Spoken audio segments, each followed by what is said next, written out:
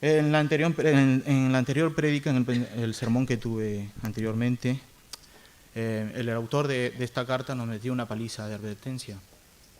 Y fueron palabras muy duras.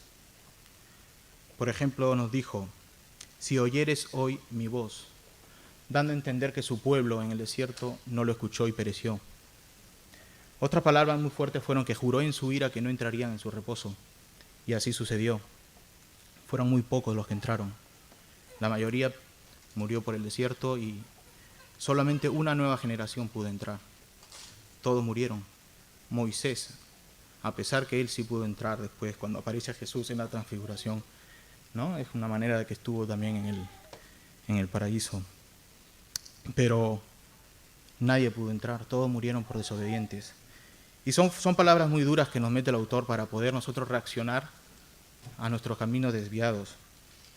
La única forma de saber si estamos desviados es examinándonos. Y esa es la paliza que nos mete, pero también nos dice después que tenemos a alguien, a Cristo, ¿no? En estos días, que en Él podemos hallar el reposo eterno. En Él entramos en reposo eterno. Entonces el autor se da cuenta que estas palabras duras tal vez hayan a los oyentes causado, ¿no?, dudas, temor por su salvación. Entonces ahora el autor nos va a dar palabras de ánimo y va a introducir primero la palabra de Dios. Nos va a decir que la palabra de Dios es viva y eficaz, para después decirnos que tenemos un sumo sacerdote, que a pesar de nuestra desobediencia tenemos a alguien que está intercediendo por nosotros. Y luego va a hablar un poco del Evangelio, de cómo nosotros podemos acercarnos a ese sacerdote, al trono de Dios. Entonces el título que yo he puesto a este sermón es Jesús, nuestro gran sumo sacerdote y rey. Y vamos a entender por qué es sacerdote y rey. Entonces, estará dividido en 3 puntos. Como dije, la palabra, ese es el primer punto. El segundo punto sería Jesús, nuestro gran sumo sacerdote. Y el 3, que nos acerquemos al trono de gracia. Para empezar, después de estas palabras de advertencia del autor, que lo que sucedió en el tiempo de Moisés, y lo aplicó a sus oyentes, y yo lo apliqué para nosotros, va a introducir la palabra en un paréntesis, para dar una verdad. Para poder dar una verdad de que Jesús es sumo sacerdote, primero tiene que establecer que la palabra es viva y eficaz, y su palabra es verdad para siempre. Entonces, empecemos. La palabra y sus atributos. En el versículo 4, 2 al 12 nos dice: porque la palabra de Dios es viva y eficaz. Yo hice al principio, cuando empecé a predicar, hice 4 prédicas de estos 2 versículos, del 12 y del 13. Ahora, resumir 4 horas de prédica, 3 horas de prédica, es muy difícil, así que lo he hecho un poco concentrado. Entonces, el autor, ¿por qué la palabra? Nos dice el autor, porque la palabra. Muchos comentaristas dicen que se refiere a Jesús, la palabra, el logos, ya que el logos es el verbo y Jesús es la palabra viva, verdadera. Ya que estos atributos que el autor nos mostrará parecieran que tienen una personalidad. La Biblia muestra personalidad, que es viva. Sabemos que es un libro escrito, pero nos dice que es viva, es un atributo. Que es eficaz. Sí, es verdad, la palabra es viva y eficaz. A mi parecer, y por el contexto que está hablando el autor, la palabra de Dios que sale de su boca y que ahora la tenemos escrita en el canon, está hablando de la escritura, del canon, ya que el canon está cerrado. Y ahora la llamamos la Sagrada Biblia, las Sagradas Escrituras. Es verdad, tiene personalidad, ya que la palabra tiene vida, y no tiene vida porque es el libro propio, es sus letras, sino porque sale de la boca del autor de la vida. La Biblia tiene vida porque es Dios quien da la vida, es su palabra. De su aliento dio vida al ser humano. La palabra de Dios es eficaz. Nos sigue diciendo el autor que una vez que sale de su boca, Dios consigue, y la palabra consigue y realiza todo para lo que fue dicho. Dios dijo: hágase la luz, y se hizo la luz. Pero no solo realiza el propósito para el cual fue dicho, sino que después de actuar, regresa victorioso a Dios. Y resuena en toda la creación. Es eficaz. En el diccionario de la Real Academia Española sobre la palabra eficaz dice que produce el efecto esperado, que va bien para determinada cosa. En la teología la palabra eficaz es mucho más poderosa, porque produce el estado esperado en su propósito de Dios. En Isaías 55:11 nos dice: así será mi palabra que sale de mi boca, no volverá a mí vacía, sino que hará lo que yo quiero y será prosperada en aquello para que lo envié. Ahora, la palabra de Dios es única, es nuestra única regla suficiente, segura e infalible. ¿De qué? De todo conocimiento, fe, obediencia salvadora. La palabra de Dios es la fuente de la verdad, es la fuente de la felicidad, el gozo, es la fuente de la victoria, victoria sobre Satanás, victoria sobre los demonios, victoria sobre las tentaciones, victoria sobre la muerte. Es la fuente de crecimiento. Nosotros crecemos como cristianos por medio de la palabra. Es fuente de poder, poder de salvación. Es fuente de vida. Se dan cuenta la personalidad de la Biblia, pero es una personalidad otorgada por Dios, que viene de Dios. Son atributos de Dios. Ve, la palabra de Dios discierne nuestros corazones. En el versículo 12 dice: y más cortante que toda espada de dos filos, y penetra hasta partir el alma y el espíritu. No dice que parte el alma del espíritu, sino que dice parte el alma y el espíritu, las coyunturas y el tuétano, y discierne los pensamientos y las intenciones del corazón. El autor nos dice que la palabra de Dios es más cortante que toda espada de dos filos. La figura que más me llama la atención es Jesús, y que de su boca sale una espada de dos filos. En Apocalipsis 1:16 dice: de su boca salía una espada aguda de dos filos. Y más adelante en el capítulo 19:15 dice: y de su boca sale una espada aguda. Así que tenemos la palabra de Dios como una espada, la figura de Jesús, y que de su boca sale una espada, símbolo de su palabra. Al principio de Hebreos, en el capítulo 1, nos dice que Dios habló de muchas maneras y de muchas formas, pero que hoy habla por el Hijo. Hermanos y amigos, podemos deducir que la palabra y la espada es el Evangelio de Jesús. Y gracias a la poderosa y sobrenatural obra del Espíritu Santo, esta palabra atraviesa hasta partir el alma y el espíritu, los huesos y los tuétanos. Llega hasta lo más hondo, hasta lo más profundo de nuestro ser, mostrándonos lo miserable que somos, los pecadores que somos, y nos hace dar cuenta que tenemos una necesidad, que es nuestro Redentor. Esta obra poderosa de la palabra de Dios, junto a la poderosa obra del Espíritu Santo, se conjugan, se unen para hacer poder de salvación. Nuestro nuevo nacimiento. Así es, amigo, que hoy escuchas sobre esta poderosa gracia, esta poderosa obra. Hoy es día de salvación. Solo debemos acercarnos al trono de gracia y decirle a Dios confiadamente: sálvame. Y Él recibe a todo aquel que se acerca con fe y arrepentimiento. La palabra de Dios nos conoce, penetra hasta nuestro ser, discierne nuestros pensamientos. Antes estaban inclinados para hacer solo pecado, el mal. Ahora es transformada para caminar en gracia, en obediencia y disfrutar de su palabra, creciendo en fe y siendo llenos cada día del Espíritu Santo. Esto es lo que la palabra realiza en nuestro ser. Pero así como discierne nuestro ser, al punto de darnos vida, también nos da los mecanismos para poder, por nuestra mente transformada, discernir. El Espíritu nos discierne y nos da los mecanismos para nosotros poder discernir nuestra alma. La palabra de Dios nos ayuda a discernir nuestros corazones. En el versículo 13 dice: y no hay cosa creada que no sea manifiesta en su presencia, antes bien todas las cosas están desnudas y abiertas a los ojos de aquel a quien tenemos que dar cuenta.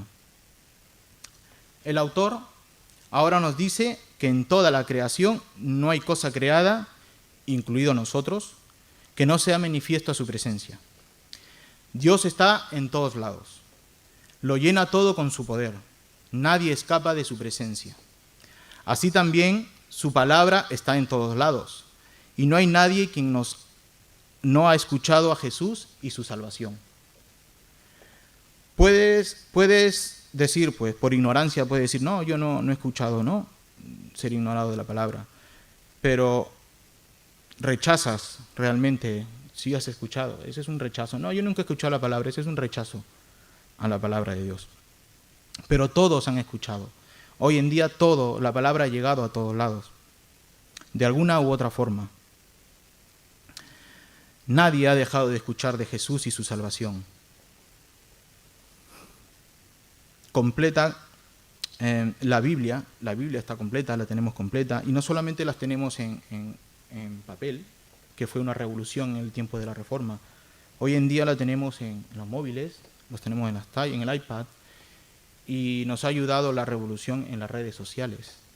Es de verdad que no podemos compararlo con la iglesia local, pero ya no hay excusa. Lugar donde hay internet, lugar ha llegado la Biblia. Antes lo hacían los misioneros, ahora lo hacen las redes sociales. No se puede comparar a los misioneros, no se puede comparar a la iglesia local, pero sí es verdad que nos ha ayudado. Pero así como van buenas cosas, también por internet hay muy malas cosas. Así que Dios nos da esos mecanismos para discernir. Entonces, todos estamos expuestos a la palabra de Dios, estamos desnudos ante Él. Esto es que no nos escondemos a nada, porque ha penetrado hasta lo más profundo, y ahora que conocemos la palabra, somos transformados en nuestra mente. Ya hemos nacido de nuevo y ahora tenemos en nuestras manos los medios de gracia. La predicación de la palabra, el estudio eficaz de la palabra, las ordenanzas, que son el bautismo y la Santa Cena, la oración. Esto es acercándonos al trono de gracia celestial, como veremos más adelante. Hermano, tenemos todos estos medios a nuestra disposición y no hay excusa, ya que tendremos que dar cuentas, dice el autor, y daremos cuentas a Dios de todos nuestros actos y comportamientos.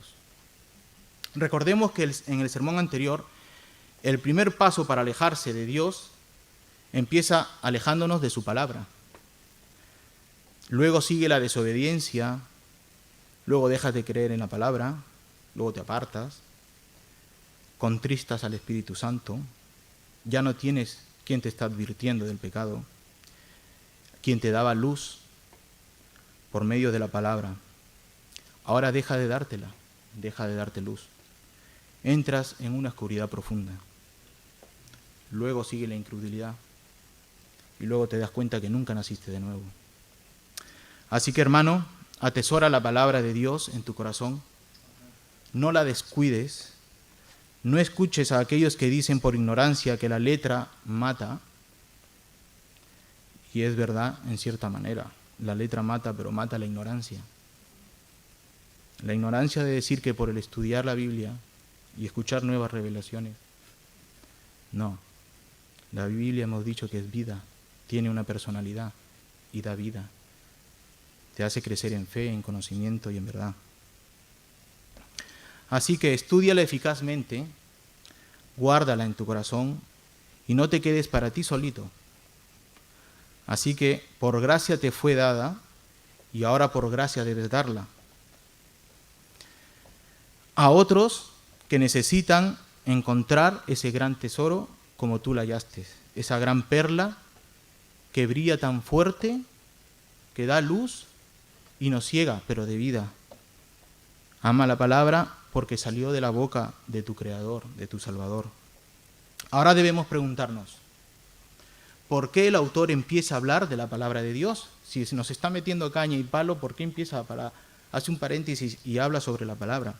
Primero, el autor quiere mostrar la seriedad con la que debe tomarse la revelación del Señor. Dios ha revelado su palabra y ha hablado y debe ser escuchado y obedecido, para no caer como en el desierto y ser probados sin entrar a su descanso. Así el autor les muestra a sus oyentes la seriedad de sus palabras y la necesidad de no apartarse de la palabra a pesar de las aflicciones por las que estaban pasando. Al igual forma, para nosotros es sumamente importante, como lo fue desde el desierto, lo es hoy en día. Nos ayuda a afrontar nuestro desierto de aflicciones, pero tenemos a nuestro favor el relato histórico del pueblo hebreo y las consecuencias de su sufrimiento. Seamos más conscientes en nuestros actos y obedezcamos su palabra. 2. La palabra separa la cizaña del trigo. Esto quiere decir que dentro de la iglesia hay gente que ha nacido de nuevo por medio de la obra del Espíritu Santo y otros que solo se dejaron llevar por las emociones y creen ser cristianos, pero que con el tiempo y sus obras demuestran que no lo son, demuestran lo contrario. Es esta la palabra la que separa a estos dos tipos de personas, creyentes e incrédulos. Recuerden, en el tiempo de Israel separó a los no creyentes e incrédulos y murieron, y solo entraron la nueva generación. Así que la palabra separa la cizaña del trigo. Así que, hermanos, mantente firme en la palabra, porque nos muestra una realidad para mantenernos en la fe. El autor está a punto de introducir un tema muy importante, el sacerdocio de Jesús, y que la palabra revela, y ahora escrita, es veraz, eficaz, verdadera, viva, y que esta palabra nos revela este oficio, y si es la palabra quien nos la revela, es porque es verdad. Así que me lleva al punto número 2. Jesús, nuestro gran sumo sacerdote.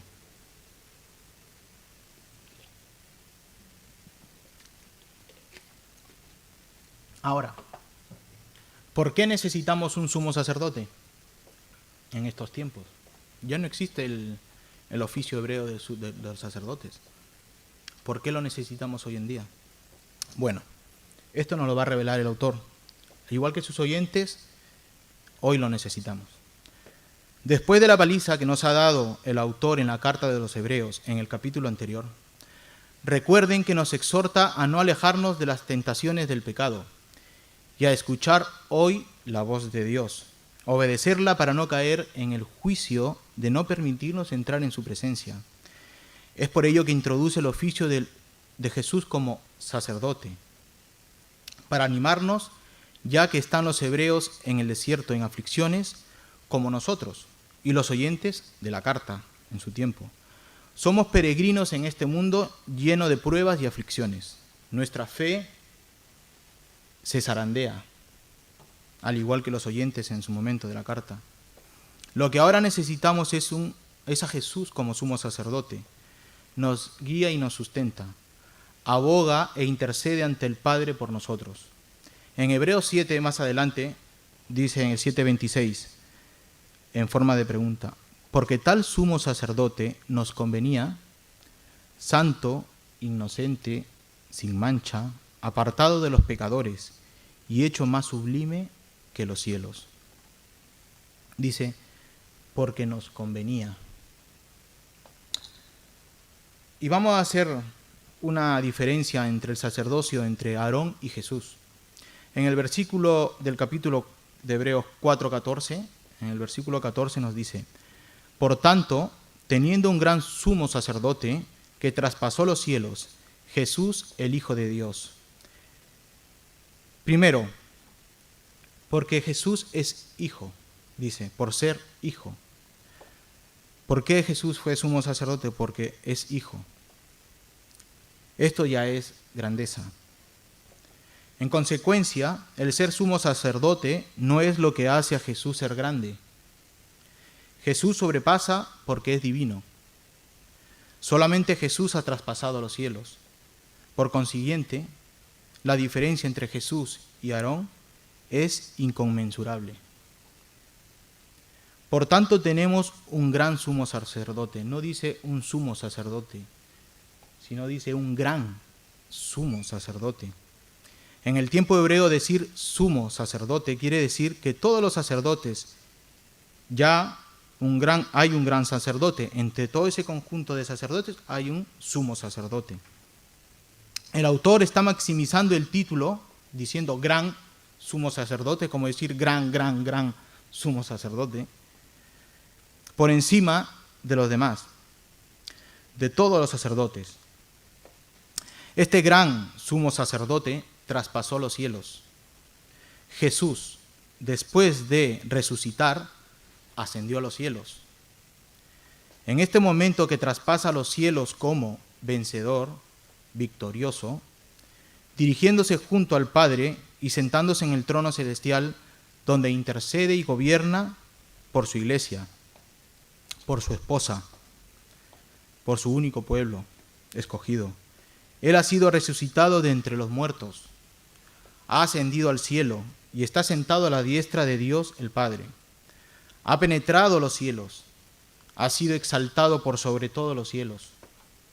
El autor nos dice que este gran sumo sacerdote que traspasó los cielos es Jesús, el Hijo de Dios, la segunda persona de la Trinidad que se humilló y se entregó al Padre para cumplir con la tarea de vencer a las huestes de maldad y rescatar en pronto auxilio al pueblo de Dios, al pueblo que le dio el Padre y los guardó. Jesús, el Hijo encarnado, hecho hombre de carne y hueso, es el majestuoso y su poder y gloria por ser el Hijo de Dios, humano y divino. Hermano y amigo que nos visitas, el versículo empieza con la palabra teniendo. Así es, tenemos todos los creyentes, cada uno de nosotros, un sumo sacerdote, a Jesús, el Hijo de Dios, que intercede personalmente al Padre por nuestras vidas, por cada una de vosotros. Sintámonos confiados al tener esta cercanía entre Jesús y nosotros. Tenemos a Jesús, tenemos nuestro sacerdote. En el capítulo 5, versículo 1, dice: porque todo sumo sacerdote, tomado de entre los hombres, es constituido a favor de los hombres, en lo a que Dios se refiere, para que presente ofrendas y sacrificios por los pecados.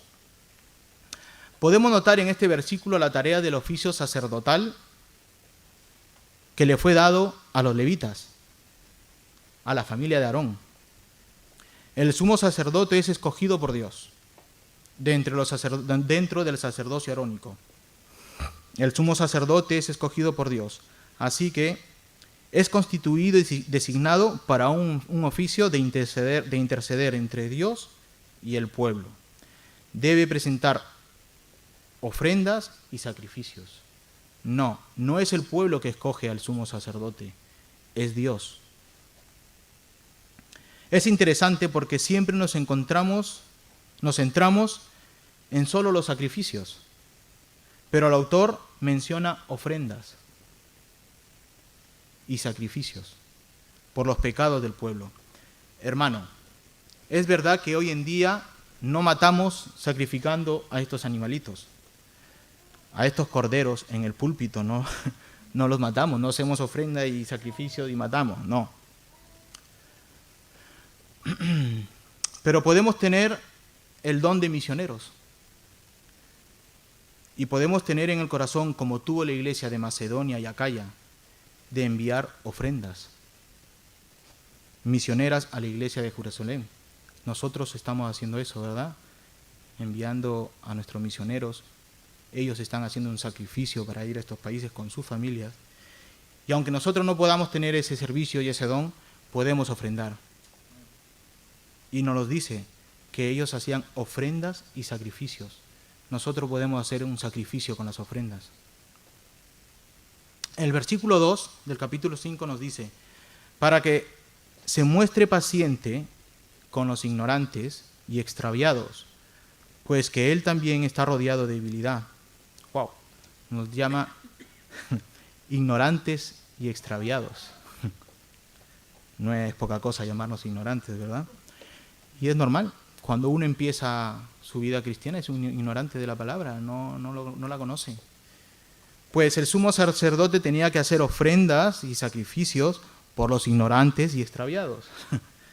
Así que, hermanos, aquí el autor nos muestra cómo debe ser la condición moral del sumo sacerdote. Es aquí donde fallaron los sacerdotes en el tiempo de Jesús. En vez de ser humildes, miraron a Jesús por encima del hombro. El autor nos dice que deben ser pacientes con los ignorantes y extraviados. El oficio de sumo sacerdote es un regalo escogido por Dios para uno de los sacerdotes escogidos por Él, para servir al pueblo, mas no para que se llene su corazón de altivez y mirar al pueblo sobre los hombros, más aún cuando son ignorantes y extraviados. Es nuestro caso hoy en día. Dios escoge a los pastores para llamarlos, ¿no? Les da un llamado de ser pastores. Dios escoge a los ancianos, a los diáconos, guiados por el Espíritu Santo, y nos da la sabiduría para escoger a la gente que cumplirán estos oficios y cumplir con un corazón humillado, dispuestos al servicio que le es concedido, cumplirlos con responsabilidad. Lo que no pueden hacer es que se les suba la cabeza. Han visto los telepredicadores, ¿verdad? Son dioses, son mesías. Tumban a la congregación.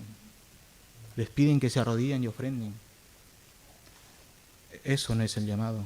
Nos dice aquí que el sacerdote tenía que tener un corazón humilde con los extraviados, con los ignorantes. Pues nosotros, los que predicamos, el pastor, demostramos que este servicio lo llevamos con humildad. Y así debe ser nuestro corazón, paciente con aquellos que vemos que empiezan en la vida cristiana, pero también hay que ser duros con aquellos que llevan tiempos en la fe y quieren tropezar. Así que, hermanos,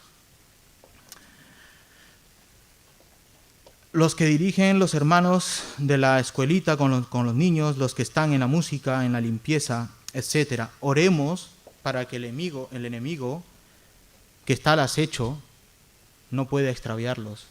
Oremos por cada uno de los servicios y los hermanos de esta iglesia. Satanás no está en el mundo, ya los tiene. Satanás quiere acechar a los predicadores, a los que están en el servicio, a los que tienen el llamado y dicen, tú no puedes. Oremos que son tiempos difíciles.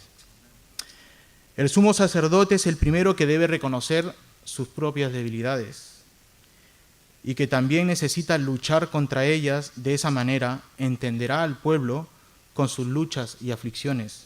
Lo mismo debemos hacer nosotros, conocer nuestras debilidades y entender a los débiles. El versículo 3 nos dice, y por causa de ella debe ofrecer por los pecados, tanto por sí mismo como también por la del pueblo. ¿Qué quiere decir esto? Que por su humildad, sabiendo que es pecador, tenía que ofrecer sacrificios, primero por él y luego por el pueblo. Así que Aarón tenía que hacer los siguientes rituales. 1. Ofrecer un becerro como ofrenda para su propio pecado, para expiar dicho pecado y el pecado de su casa.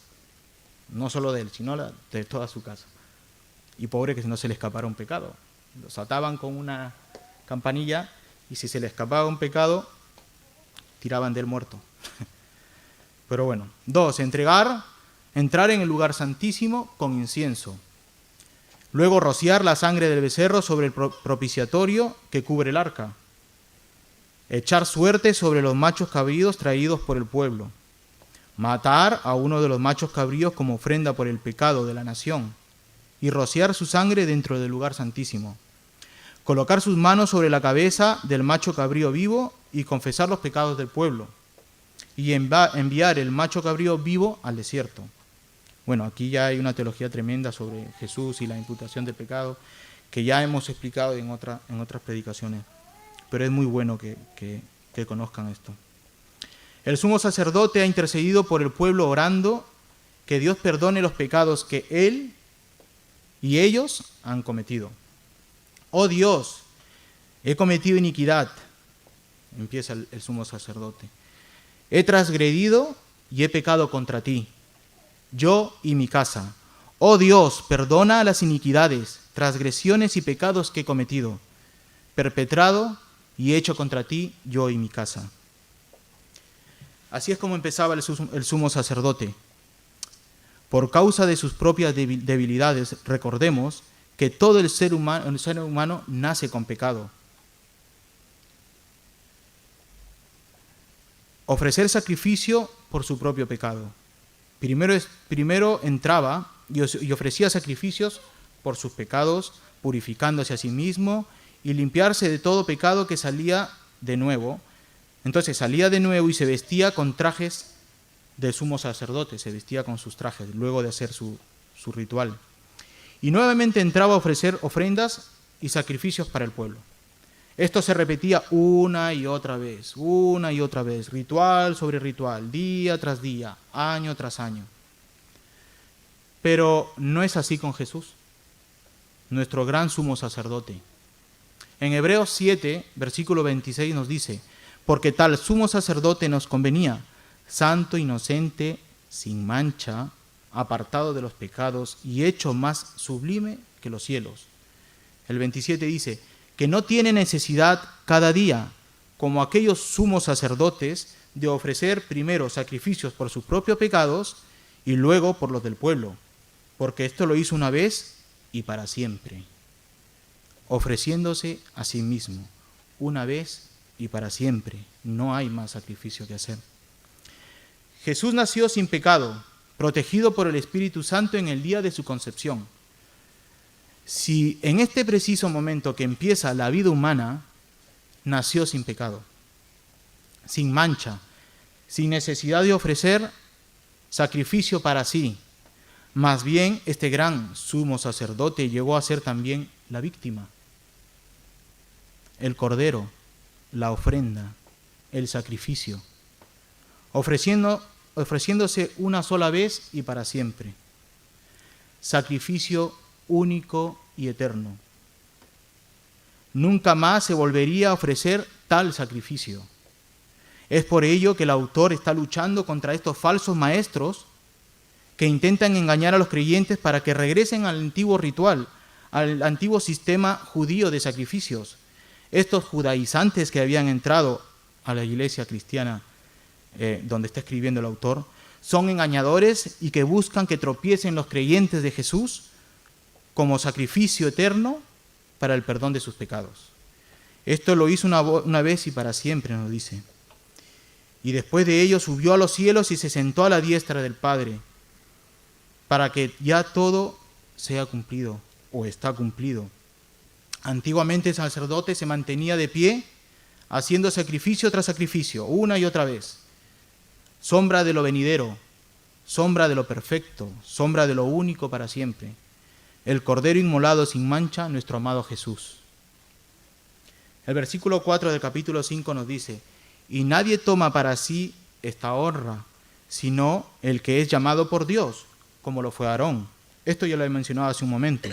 El autor nos muestra la honra de asumir el cargo designado por Dios para sumo sacerdote. Nadie puede escoger tener este oficio y otorgárselo para sí mismo. Miremos el caso de Coré. ¿Conocen el caso de Coré? Bueno, el pastor sí lo conoce. En número 16 nos dice, no he dicho el versículo para que si les interesa lo busquen más adelante. Coré, hijo de Izar, hijo de Coat, hijo de Leví, viene de la tribu de Leví, de sumos sacerdotes.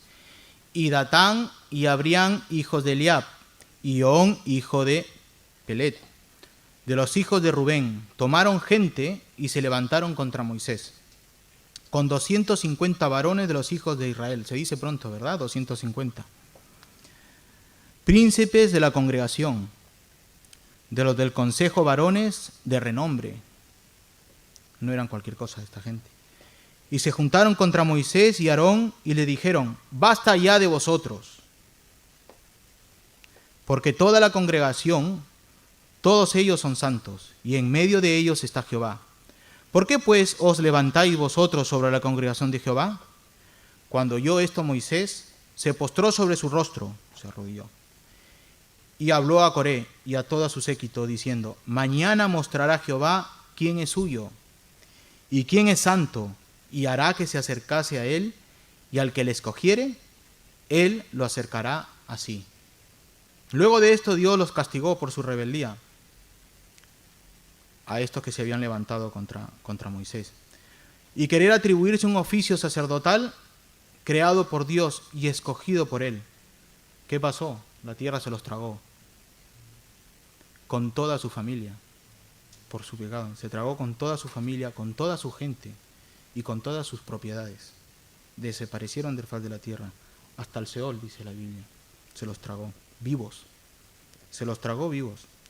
Así que el oficio de sumo sacerdote debía tomarse con mucha honra, como lo hizo Aarón, ya que hoy sabemos que este oficio es una sombra del verdadero gran sumo sacerdote que es Jesús.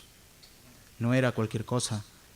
Estos sacerdotes eran una sombra de lo que era Cristo y debía mantenerse puro. El versículo 5 nos dice: así que tampoco Cristo se glorificó a sí mismo haciéndose sumo sacerdote, sino el que le dijo: tú eres mi hijo, yo te he engendrado hoy. Así tampoco Jesús, el gran sumo sacerdote, se glorificó a sí mismo. Una similitud entre Aarón y Jesús, ambos portadores del oficio sacerdotal, y ninguno se vanaglorió por ello. Ninguno se designó tal oficio, sino que Dios designó a Aarón como sumo sacerdote. También a Cristo lo asignó como gran sumo sacerdote. El versículo dice: tú eres mi hijo, yo te he engendrado hoy. Esto ya lo hemos visto anterior capítulo, ¿verdad? En el capítulo 1 me parece. Jesús hecho carne fue engendrado por Dios en el vientre de María. Pero no es a este acto que se refiere el autor, ya que Jesús es el Hijo desde siempre. Él siempre fue Hijo. Lo era antes de la encarnación, en la eternidad existía junto al Padre y el Espíritu Santo. Debemos tener en cuenta que Jesús no llegó a ser Hijo el día de su concepción. Esta es una herejía de algunas sectas. Él eternamente es Hijo, como dijo desde antes de la creación. Y si Él fue engendrado en María, y es verdad, entonces ¿a qué se refiere?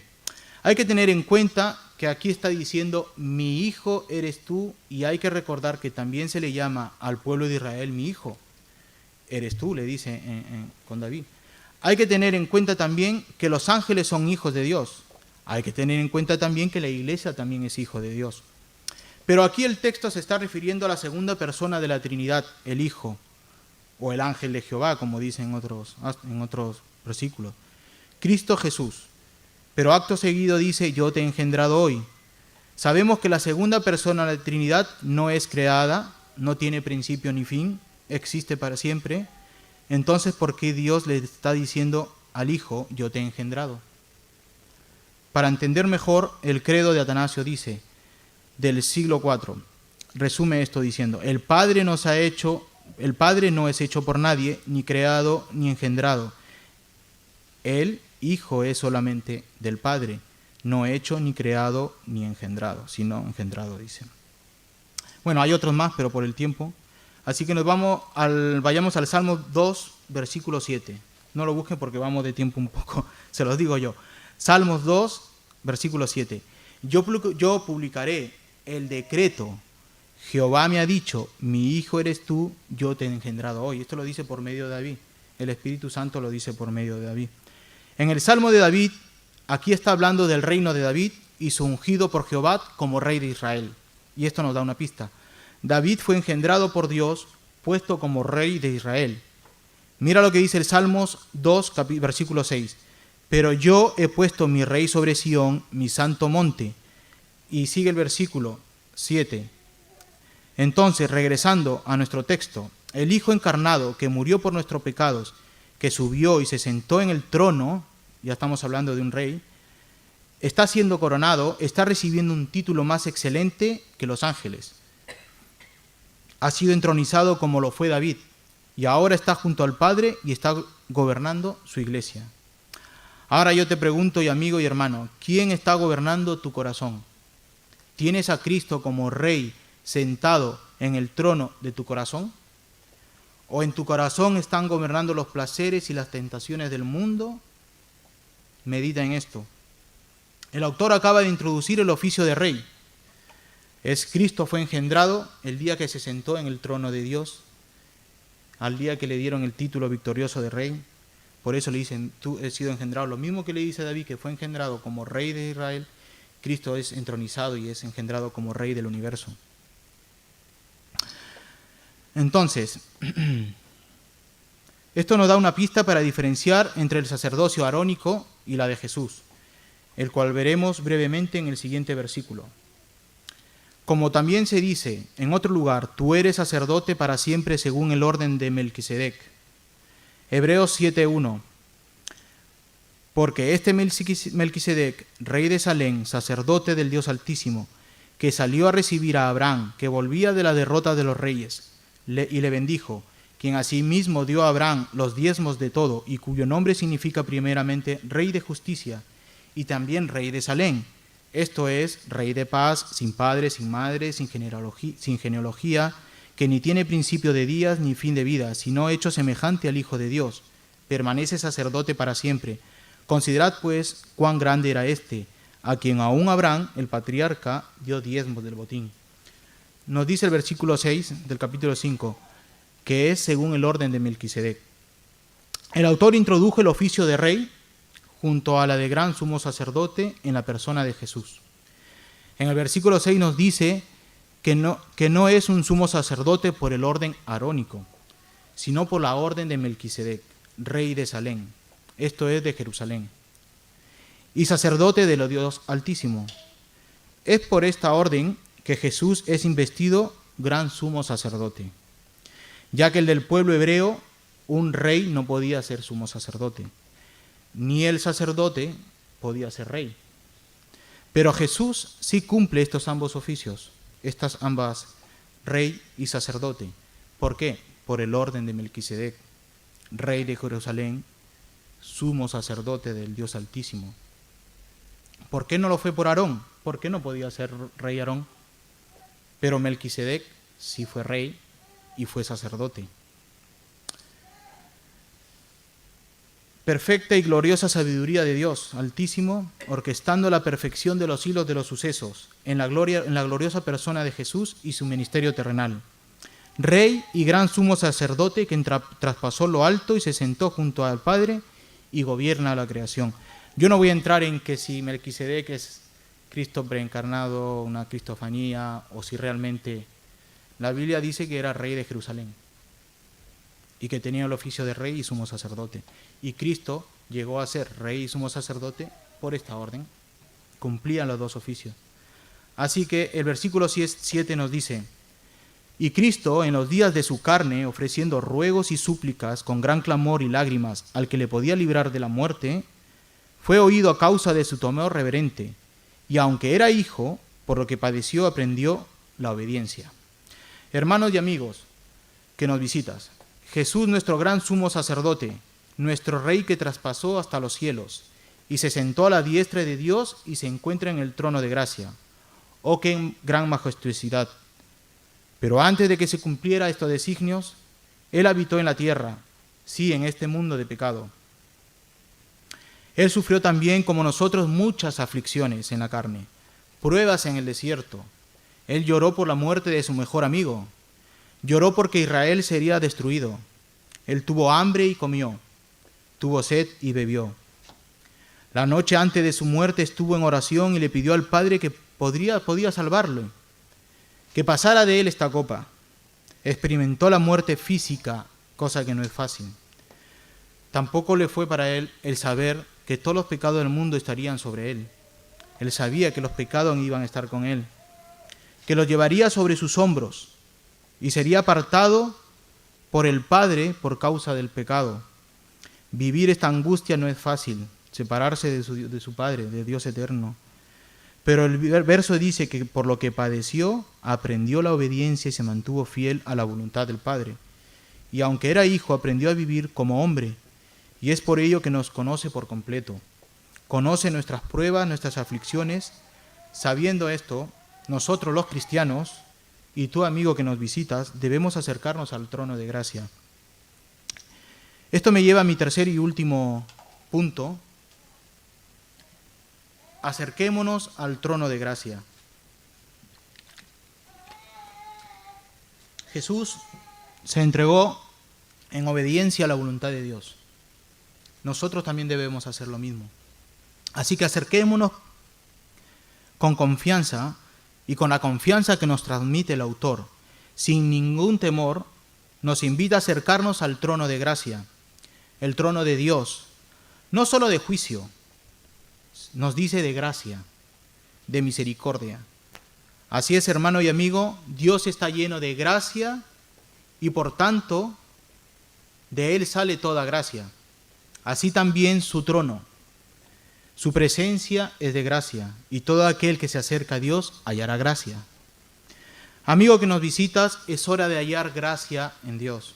Acércate a Dios, acércate a su trono y ten la confianza y la esperanza de que Dios lleno de gracia te tomará de su mano y jamás te soltará. Jesús, gran sumo sacerdote y rey, sentado a la diestra del Padre en el trono de gracia. El versículo nos dice que Jesús es el Hijo de Dios con mayúsculas, pone Hijo de Dios con mayúsculas. Pero podemos ver este capítulo a Jesús, el Hijo de Dios y Cristo.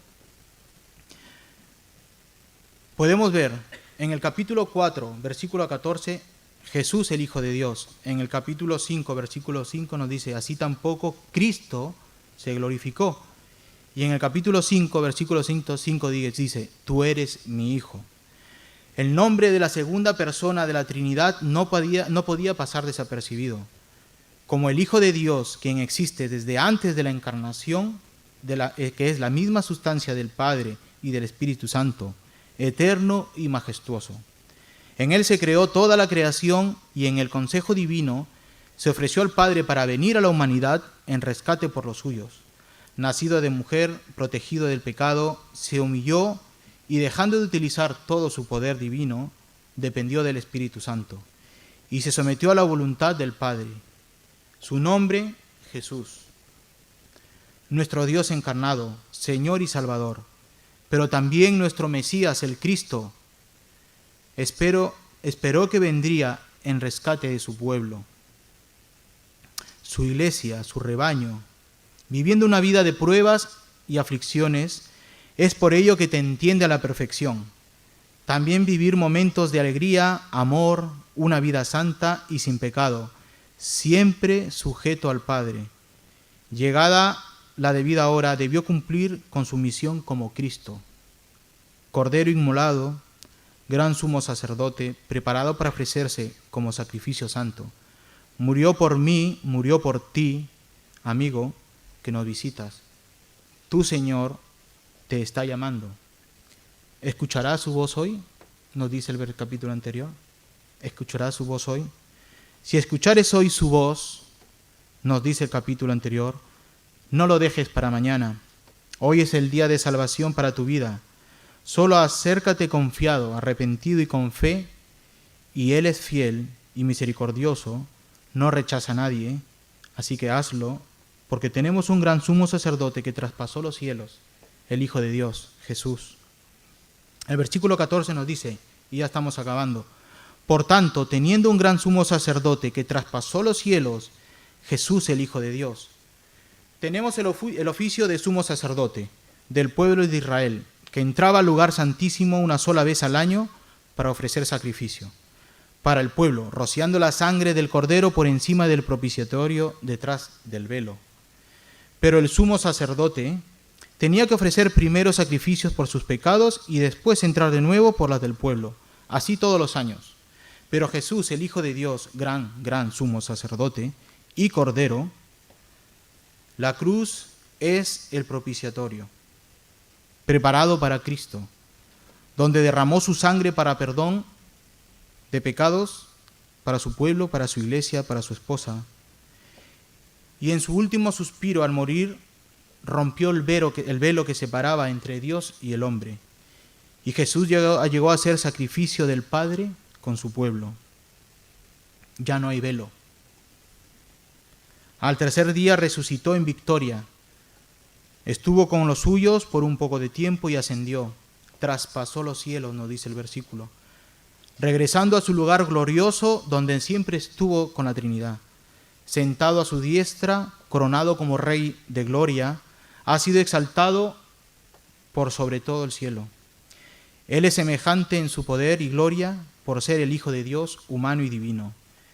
Hebreos capítulo 9, versículo 24 nos dice: porque no entró en Cristo en el santuario hecho de mano, figura del verdadero, sino en el cielo mismo para presentarse ahora por nosotros ante Dios, y no para ofrecerse muchas veces, como entra el sumo sacerdote en el lugar santísimo cada año, con sangre ajena.